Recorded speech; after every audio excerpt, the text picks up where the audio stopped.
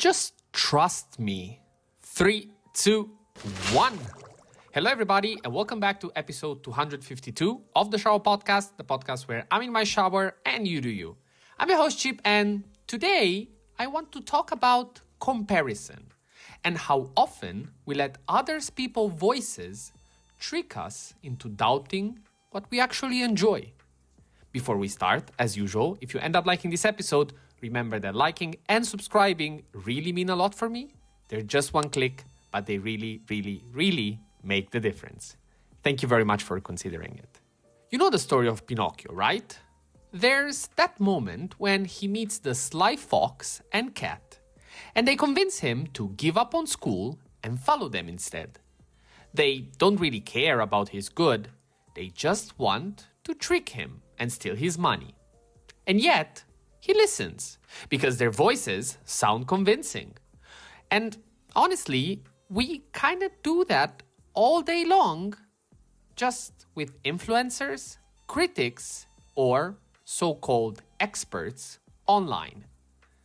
And this hit me recently when I picked up some new watches. Online, people were split. Some praised them as solid homages.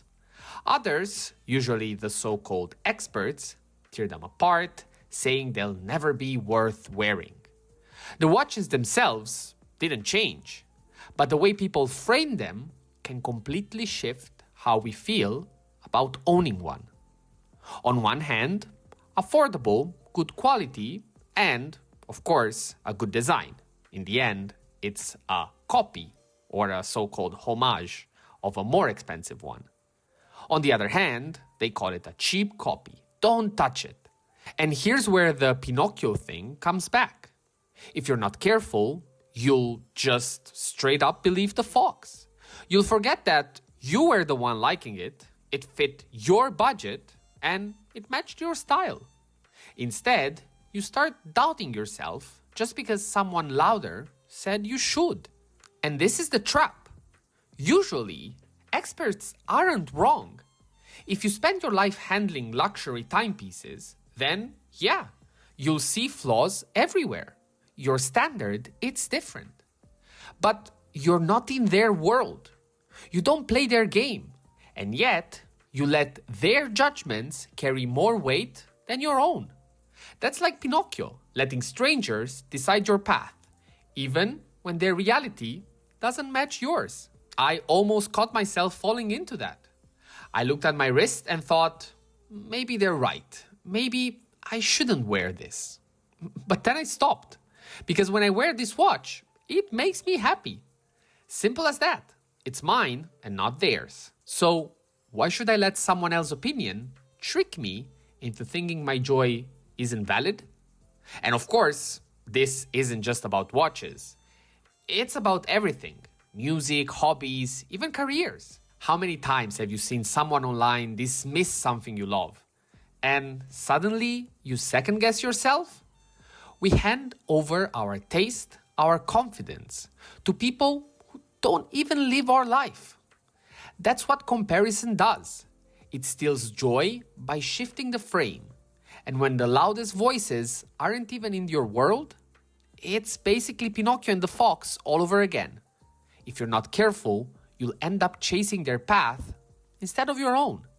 And that's where I want to take today's conversation next. Critics, influencers, even so-called friends sometimes project their own standards onto you. But at the end of the day, as I said before, it should be your story. You're the one who has to live with your choices, not them. Of course, you have to keep in consideration what they say. An advice from a dear friend can be absolutely priceless.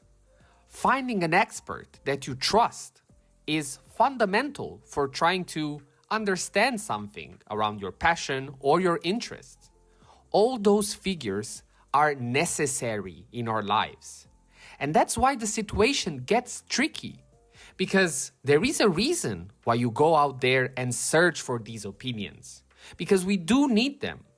Just following your instinct and buying stuff just because you like it, down the line will come back to bite you. Because Of course, taste needs to be built. Of course, you need to invest time, money, and making mistakes in order to be able to build your taste. But along the way, if you're able to find a trusted advisor that is there to really help you, the experience will be 10 times more enjoyable. Coming back to our example, the paradox is the more you listen, the less you trust yourself. Instead of enjoying what's on your wrist, what's on your playlist, or what's in your daily routine, you're stuck analyzing whether it's good enough by someone else's metric. And that's not growth. That's letting yourself get tricked out of joy. Comparison is sneaky like that. It doesn't just make you doubt your choices, it makes you doubt yourself. It whispers that you don't belong, that your taste is cheap, that your effort is pointless. And yet, none of that existed before you compared. You were fine until the fox showed up and told you otherwise. So, yeah, my watch currently might not be a Rolex, but when I put it on, it does exactly what I need it to. Tells me the time, first of all. It still looks good, and it makes me smile. That's all. And that's enough. Because the value isn't in how strangers online rank it. It's how it fits into my life. One day, if that purchase will come, I will know that the story behind that watch is much broader than just going out there and buying it. And that's true for anything you choose. The book you read, the gym you go to, the clothes you wear, even the career you chase. If it's aligned with your taste, your goals, your reality, then it's valid and it will always be. You don't need a stamp of approval from anyone else. The real skill is self-trust. Listening to feedback, sure, but knowing when it's relevant and when it's just noise. Because once you stop outsourcing your validation, you stop being tricked by every fox you meet on the road. So, here's my challenge for you. Think of one thing you've hesitated to enjoy because of someone else's opinion. Could be a hobby, a purchase, a personal choice. And instead of asking if it's good enough for others, ask if it's good enough for you. That's the only answer that matters. Because at the end of the day, you don't want to end up like Pinocchio following the fox into the woods. You want to be the version of him that learns to stand on his own feet, make his own calls, and become real in his own way. That was all for today. Thank you very much for listening. Bit of a more inspirational video, but I have to say that I really felt the things that I told you. They were all thoughts that went through my mind.